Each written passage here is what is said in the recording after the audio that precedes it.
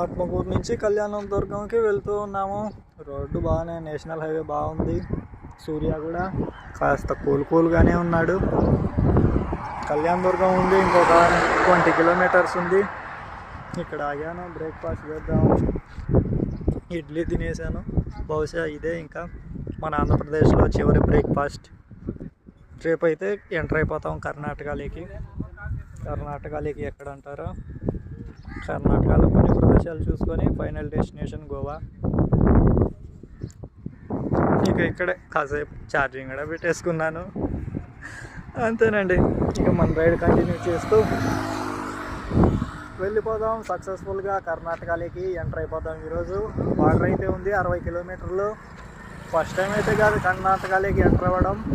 Last time first ride మ్యాస్ట్రోతో కర్ణాటక చిక్బల్లాపూర్ ఈషా ఫౌండేషన్కి అయితే వెళ్ళాను. ఈషా ఫౌండేషన్